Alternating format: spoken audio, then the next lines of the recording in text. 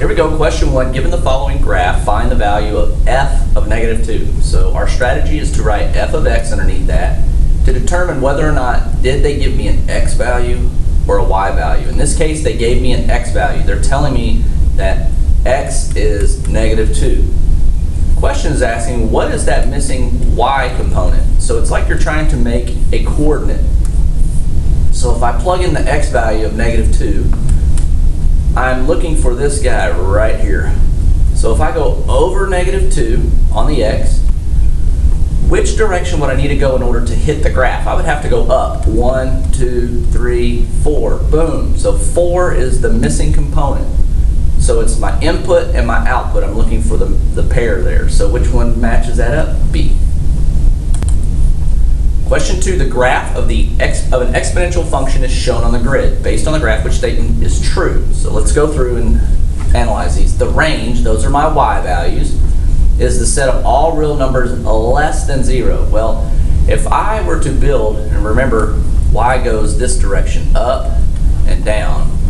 So let's see if we can build a floor here. Yes, we can build a floor. There's an asymptote right here, a floor that goes through 0 on the y-axis. But if you look, there's an arrow on the end right here, and we said that if it has an arrow on the end, you cannot build a ceiling. It keeps going up forever to infinity and beyond. So it looks like the graph is above or greater than 0. So it's not A.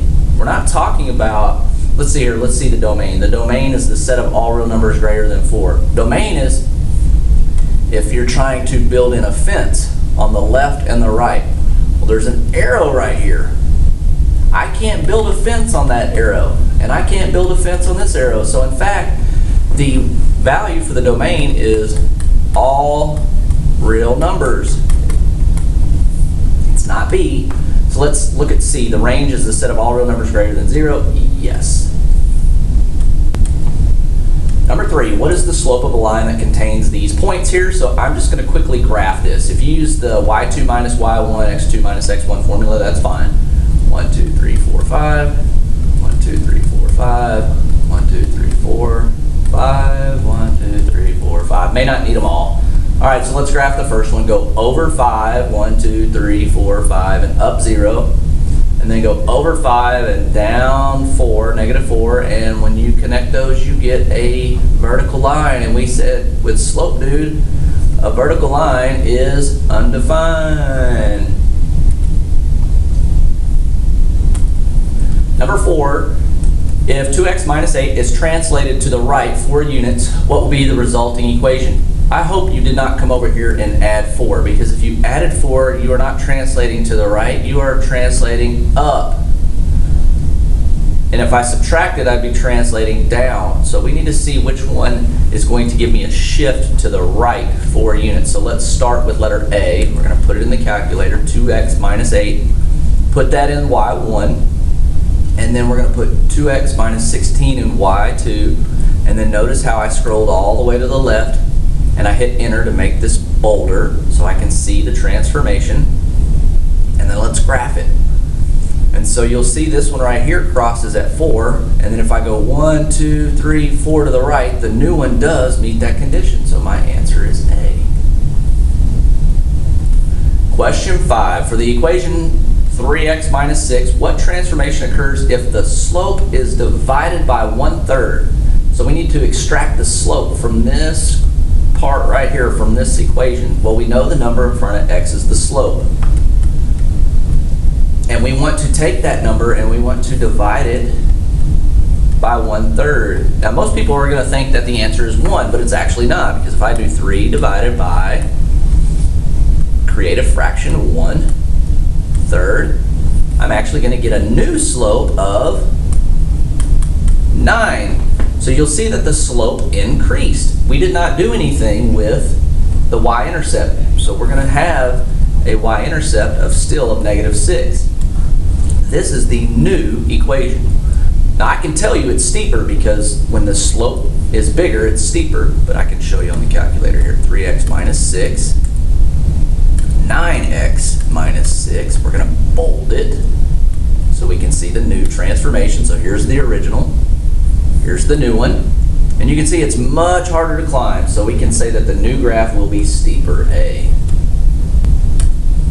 Here we go. Number 6, if the graph of the equation y equals x minus 8 were stretched vertically by a scale factor, okay, by a factor of 4, that means you're going to multiply the whole thing times 4. So the slope is 1, so now it's going to become 4. And negative 8, so if I did negative 8 times 4, negative 8 times 4, that's going to give me negative 32. And reflect it across the x-axis. So if I take what I have now, 4x minus 32, watch what happens if I were to just negate everything in the original equation. And what that means is make everything negative positive and make everything positive negative. Let's see if we created a reflection. And we do. We have here's the x-axis right here. And notice that the x-axis splits these two guys down the middle perfectly. So my answer is D. Here we go. Number 7, linear function f of x equals x. That's the parent. You can rewrite that as y equals x if you would like. Is graphed on a coordinate plane. The graph of a new line is formed by changing the slope of the original line to 2/3. So we're going to have a new line. This time the slope, the number in front of x, is 2/3. And the y-intercept is changed to positive 4. So what's in green is my transformation, my new line. So we know we need to figure out which one of these is true. So you could graph these, or you could say, if I compare these two, 1 is bigger than 2/3. So the pink line has a steeper slope, but the green line is above it because its y-intercept is greater than 0 because there's nothing here. And we can confirm that when we graph it. Here's the original. Here is the new one. If you look at the new one, it looks like it's becoming flatter. It's harder, it's less hard to climb. The original one has a steeper slope. So let's see which one of these is true. The graph of the new line is steeper? No, the graph of the new line is less steep. The graph of the new line is less steep than the graph of the original, and the y-intercept has been translated up. Yes, that is correct. Because look, see how it's above on the y-axis here? So our answer is B. Number 8, if x minus 3 replaces x in the function f of x, then the graph of f of x minus 3 is, so some people might say, well, if I say I'm going to graph this right here and look at this relationship, in all reality, it should shift to the right 1, 2, 3, but this problem is kind of tricky because most people are going to think it goes down 3. And it really does if you were just to look at it in its purest form, the way that we're looking at the problem here. So to be honest with you from a test taking perspective, because I don't really like this problem that great, I will tell you that we'll probably throw this guy out here. But in reality, if you put a transformation change in parentheses, a minus 3 means it's actually going to move to the right.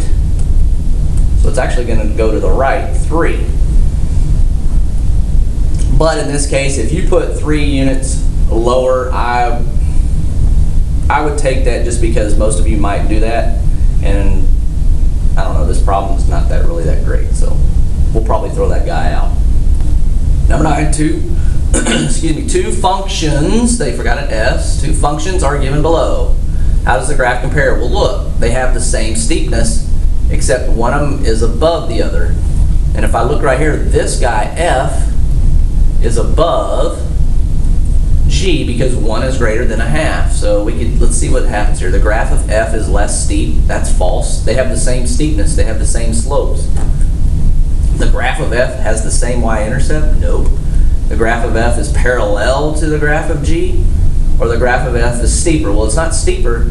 They're parallel because they have the same slope. And I'll show you. If I take negative 4x plus 1, and I take negative 4x plus, I'm just going to do 0.5 so I don't have to type in a fraction. You're going to see they're parallel.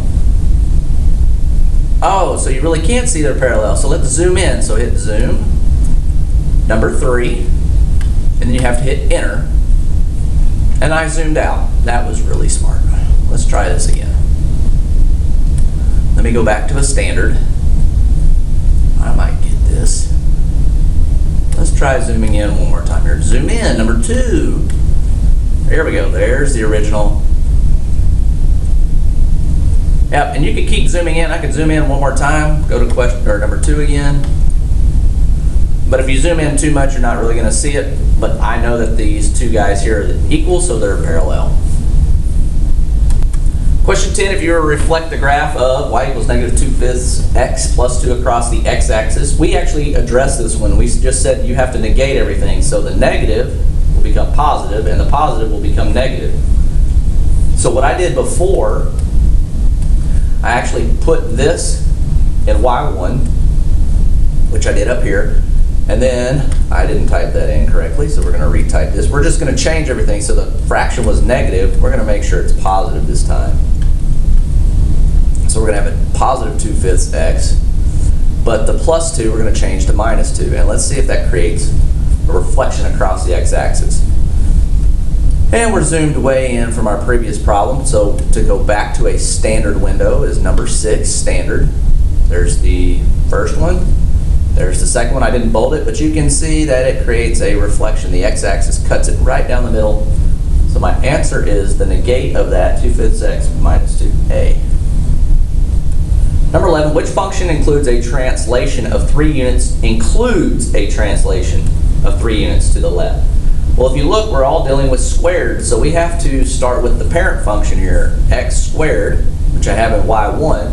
Now let's start with letter a, so we're going to do x plus 3 squared, and then plus 1. So let's see what happens here. Let's bold this.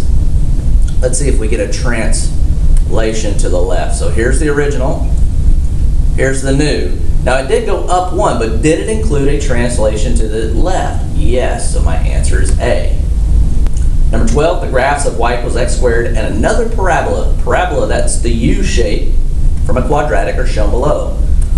What is a possible equation for the second one? So let's start with letter A here. We're going to type in the original, x squared. Type in letter A. Let's graph it and see what happens. So here's the original. There is the new one. Does it look similar? Yes, so there you go. Your answer is A. 13, the graph of y equals 3x squared minus 2 is shown below. If the coefficient of x squared is changed from 3, the coefficient is the number in front of x squared. If that is changed to another positive number to create a new function, how will the graph of the new function compare? So I have the original here. I'm going to change it to 6x squared minus 2. Let's see what happens. Let me bold this. So there's your original coming up. There's the original. There's the new one. It got narrower. You can see that it's inside. So it did get narrower. But what happens if I change 6 to like 1? There's the original. There's the new one. So it actually can get narrower or it will get wider. So if you look at letter C, that is your answer. 14 is a little tricky. Which equation shows a translation 3 to the left? So it needs to go to the left 3. And a vertical compression of a factor of 2. So in other words, the parabola needs to get wider. Wider. So remember, we drew vertical lines. And if this is the x-axis right here, this vertical line is getting smaller. It's compressing. So we're looking for one that gets wider. And then, of course, you can't really see right here, then x squared. So what I've done is I've typed in x squared and y1. And I went ahead and gave you the answer. Most people think that you're going to multiply by 2. But in the previous example, you saw that the smaller the number, the wider it's getting, the smaller that coefficient. So if I take a half, and I'm going to actually type in letter D, watch what happens here. Here's the original, that's your parent. Notice we get a translation 3 to the left, and it's wider, so our answer is D. 15, which quadratic opens up like this? And if you graph that, there's only one. You could graph each one of these, but I know that the answer is D. So if you graph A, B, and C, these are all going to open down. Letter D opens up. 16, you are given an equation y equals 3x squared minus 4. If the coefficient in front of x, it should be in front of x squared, is changed to a larger number. So we're going to change 3, and if you look over here on the calculator, I changed it from 3 to 7. Which one of these is true? So let's see what happens. So here's the original, and here is the new one. So you will see that the new one actually got narrower. And so you can see here, the new graph will get narrower. So my answer is B. 17, you have two equations. You have a G equation and you have a K equation. The G equation, 5x squared minus 12, for what value of C? So what can we plug in here that will make this graph 9 units above graph G? Well, if you look right here, graph G is sitting way, so here's your x-axis and here's your y-axis. It's sitting way down here at negative 12. We want it to be 9 units above negative 12. So you could actually count 1, 2, 3, 4, 5, 6, 7, 8, 9 and figure out where you're at. 12, 11, 10, 9, 8, 7, 6, 5, 4. That would be at negative 3. Or you could just say, well, if I need to go 9 above, that would be 9 more. That would put me at negative 3. So my answer is negative 3. 18, you have the parent function x squared on the grid. Which statement about the relationship between the graph is true if we change the number in front of the coefficient to a bigger number? We just answered that. What happens if we change it to a bigger number? So we said that it's supposed to get narrower. So if I change this to 7x squared, let's see if the new one gets narrower. So here's your parent. Here's your new one. You can see it's narrower. So let's see which one is narrower. The graph of G is narrower than the graph of F. That would be true. So your answer is A.